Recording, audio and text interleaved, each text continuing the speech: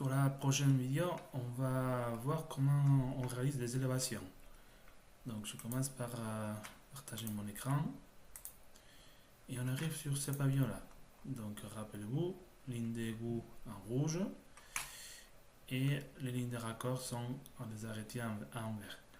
Donc une fois que j'ai fait que j'ai déterminé mon raccord de comble, rappelez-vous, si les pentes sont identiques, le raccord se trouve en faisant la bisectrice des lignes d'égout.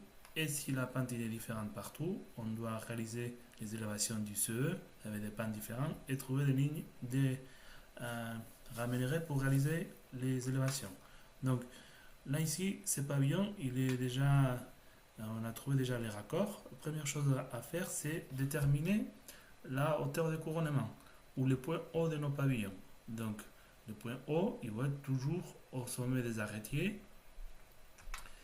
et au sommet des chevrons d'emprunt, là où notre pavillon il va être plus haut.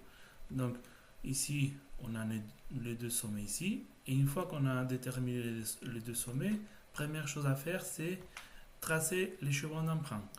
Donc les chevrons d'emprunt, définition, c'est ils sont toujours d'équerre à la ligne d'égout, donc à la ligne rouge, et c'est le chemin plus court pour arriver au sommet. Donc ici, sur ce pavillon-là, on a un chevron d'emprunt ici, on a un autre ici d'équerre à cette ligne d'égout, il y en aurait une là, un autre chevron d'emprunt ici et un autre ici. Donc chevron d'emprunt perpendiculaire à la ligne d'égout, le chemin plus court pour arriver au sommet.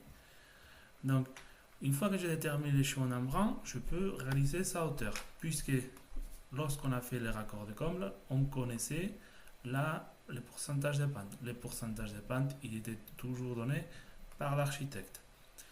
Donc, les chevrons d'emprunt, comment je les dessine? Si vous vous rappelez, dans les chapitres qu'on a fait avant, on a dessiné les fermes. Donc, les chevrons d'emprunt, en fait, c'est notre demi-ferme.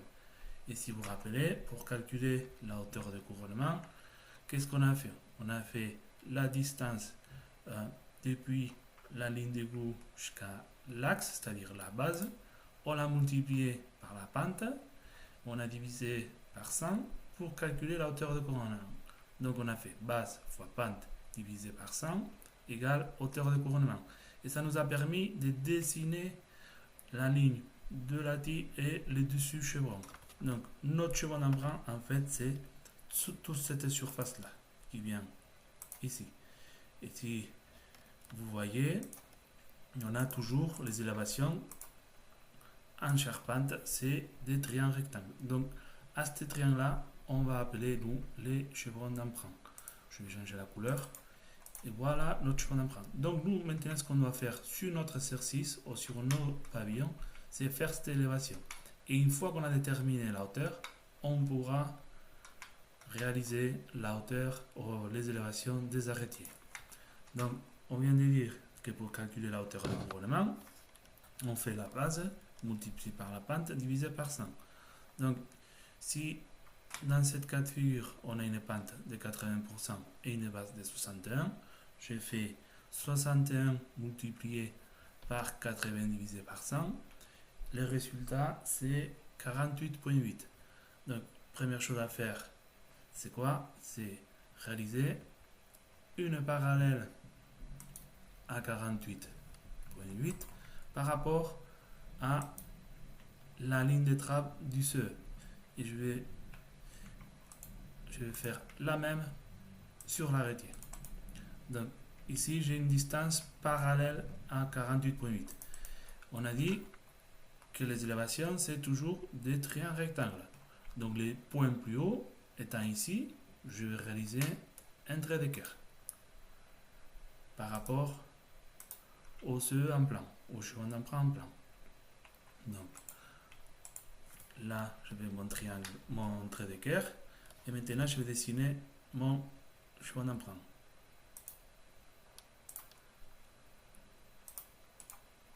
Donc voilà mon chevron d'emprunt.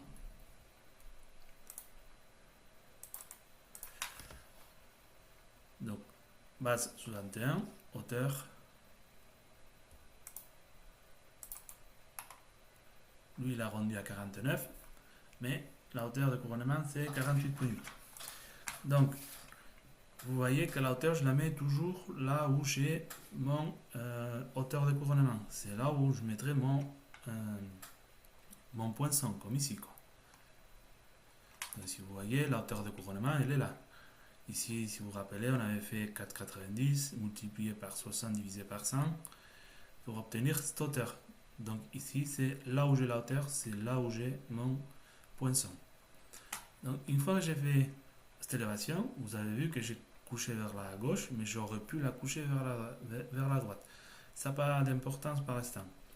Après, lorsqu'on va faire d'autres dessins, cette élévation, on la couchera d'un côté ou l'autre pour que le dessin soit plus lisible. Mais nous, au début, ça n'a pas trop d'importance. Donc maintenant, une fois que j'ai fait cette élévation du CE, comme je connais la hauteur de couronnement, ça me permet de dessiner cet arrêté qui est ici. Donc toujours pareil, là j'ai mis la même hauteur puisqu'à ces points et à ces points, vu que le fêtage il est des niveaux, j'ai la même hauteur. Et je fais un trait d'équerre par rapport à sa ligne de raccord. Et je dessine l'élévation de l'arrêté.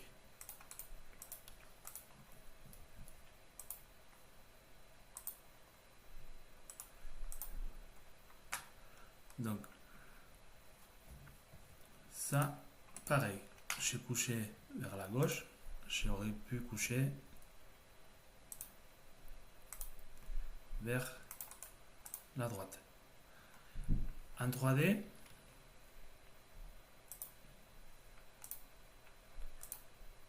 en fait, ça donne ça. Je vais enlever une petite surface. Donc j'aurai l'arrêté en vert et les chevrons d'emprunt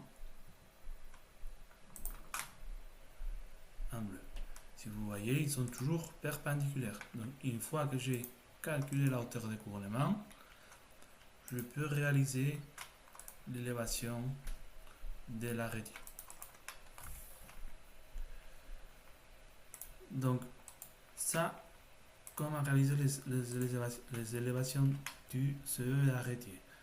Donc sur la prochaine vidéo, on va réaliser les deux exercices ou deux des exercices qui sont sur vos dossiers de travail.